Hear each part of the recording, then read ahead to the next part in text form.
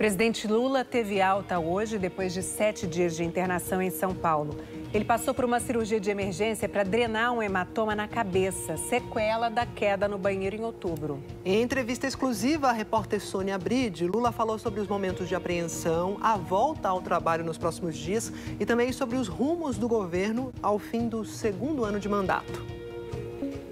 A entrevista coletiva dos médicos que cuidam do presidente Lula hoje foi para informar que ele recebeu alta.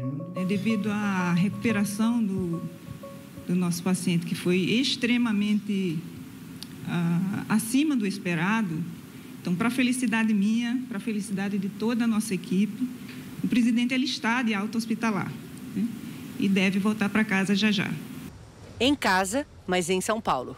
Nós vamos continuar acompanhando o presidente na residência dele. Na quinta de manhã está programada uma tomografia. Se tiver tudo bem, como se espera, ele está autorizado a ir para Brasília. Em Brasília, ele vai ficar com atividades normais, com algumas restrições. Por exemplo, exercício físico. Ele gosta de fazer... Não, proibido completamente exercício físico. Então, no máximo, passear, não é nem caminhar. Eu disse para ele, o senhor vai passear. No final da coletiva, o próprio presidente apareceu, de chapéu para cobrir os curativos na cabeça. Ele fez um breve relato das circunstâncias do acidente e do tratamento.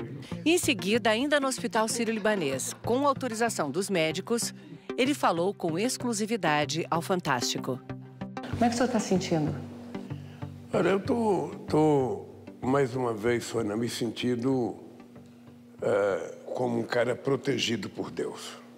Eu digo sempre, Sônia, que um cara que nasceu onde eu nasci e não morreu de fome até completar 5 anos de idade, é um milagre. Depois, eu sempre fui muito saudável. Depois eu tive o problema do câncer em 2011, em outubro de 2011, que me tirou do ar praticamente todo 2012. Depois eu tive, o último caso, um avião que teve um problema no motor e ficamos rodando 5 horas em cima do aeroporto na Cidade do México. E aí a preocupação de todo mundo, o que poderia acontecer se aquele avião, sabe, caísse, se parasse outro motor. Depois da queda que eu tive no banheiro, ou seja, eu estava sentado, cortando a minha unha. Unha da mão. Unha da mão. Unha da mão. Eu acabei de cortar a unha, lixei a unha e fui guardar o estojo. Ao invés de eu afastar o banco, eu tentei afastar só a minha bunda, essa é a verdade. E acabou o banco, eu caí de costas, bati com a cabeça na hidromassagem. O senhor chegou a ficar desacordado? Eu estava sozinho. A Janja estava lá na cozinha do palácio, fazendo umas coisas dela. E eu caí sozinho.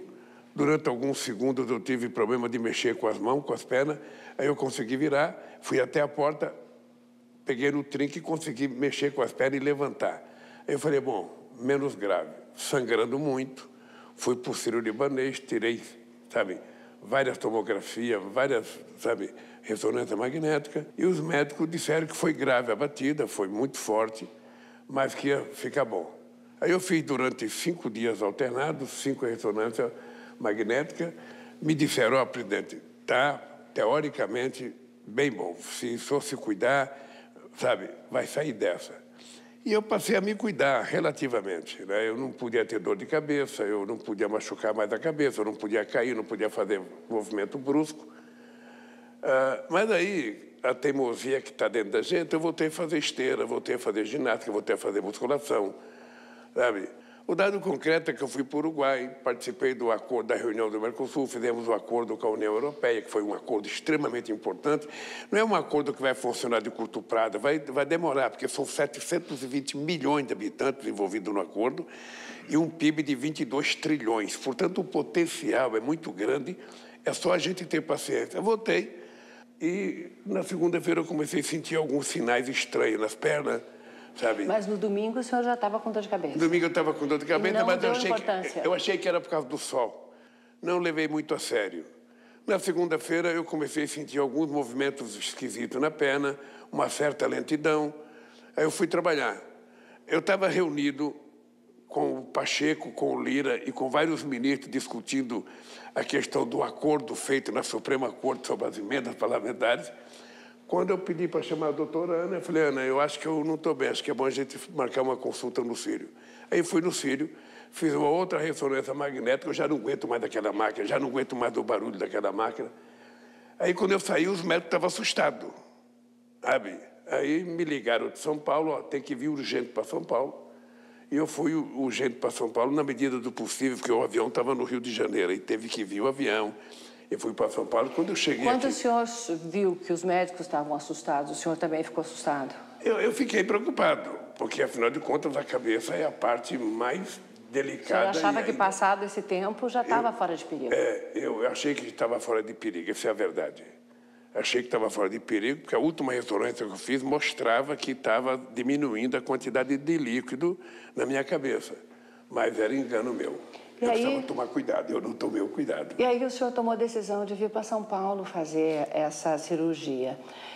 Por que o senhor, com uma hemorragia no cérebro, né, veio para São Paulo em vez do médico ir para Brasília? Não, porque, veja, os médicos achavam que aqui tinha mais condições, e aí eu não vou discutir com os médicos. Então eu vim.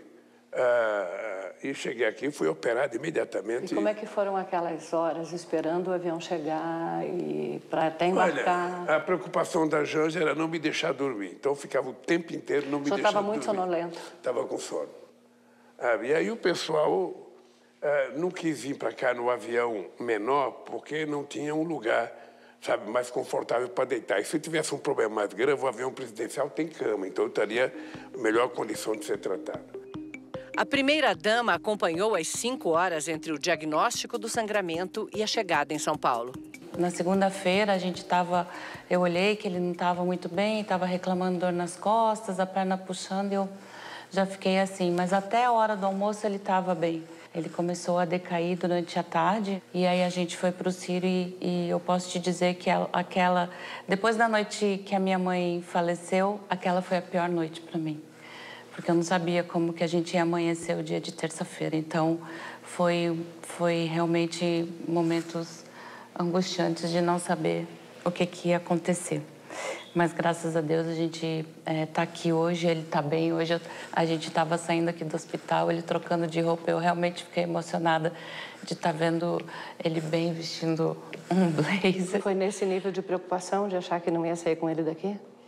Era bem grave a situação. Foi um momento bem delicado, então, claro, isso passa pela cabeça da gente, mas ele está aqui firme e forte para seguir cuidando do país e cuidando de mim também.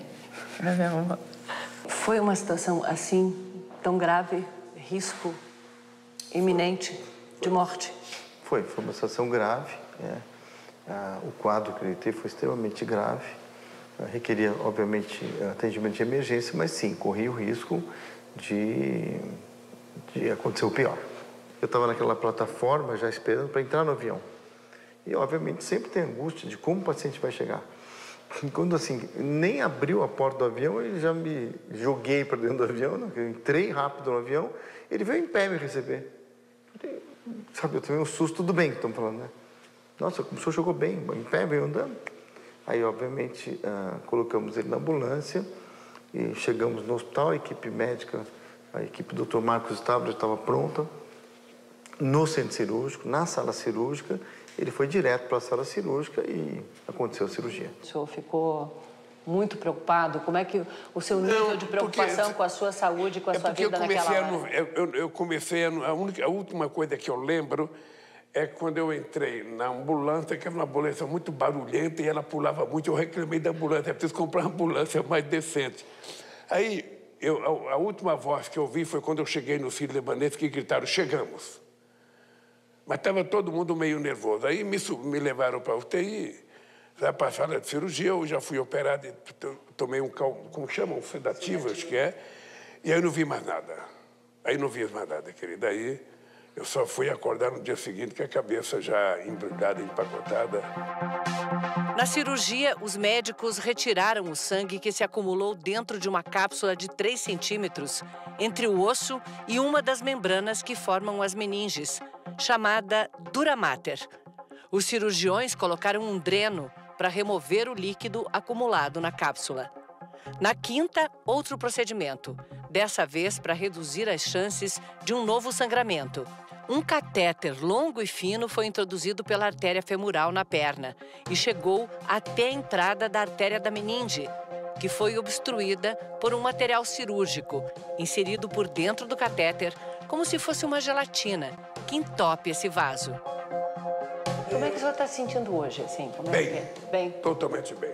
Veja, o que os médicos me dão tranquilidade é que se eu me cuidar, eu não posso fazer ginástica, eu não posso fazer esteira, eu posso andar, mas passear, sabe?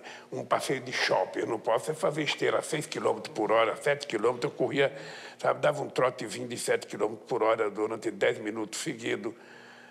Eu ando numa velocidade rápida, mas é por hábito mesmo. Eles falaram que isso não pode, eu tenho que esperar cicatrizar os furos que eles fizeram para tirar o líquido, sabe? Um furo para tirar o líquido, outro para jogar soro para ir lavando o cérebro. Então... Está com vários curativos na cabeça. Não, eu tenho aqui o curativo, eu posso até te mostrar o curativo aqui. Mas não é uma coisa boa, por isso que eu pus o chapéu aqui. Eu só vou ficar até quinta-feira, porque eu tenho que fazer uma nova tomografia. Eu quero fazer no mesmo lugar que eu fiz as outras. Aí eu volto para Brasília para trabalhar normalmente. Eu tenho que ver se tenho possibilidade de participar do Natal dos catadores de material reciclável aqui em São Paulo, que eu sempre faço. Eu tenho que fazer uma reunião ministerial antes de final do ano. E o restante eu vou ficar em Brasília tranquilo, não vou sair para lugar nenhum, vou ficar me cuidando. A gente sabe que o senhor tem apreço por participar de reuniões multilaterais, dos organismos internacionais, então isso vai ficar na espera por um tempo. A próxima viagem internacional que eu tenho é para o Japão, acho que dia 27 de março. É uma visita do chefe de Estado e do Japão eu iria ao Vietnã.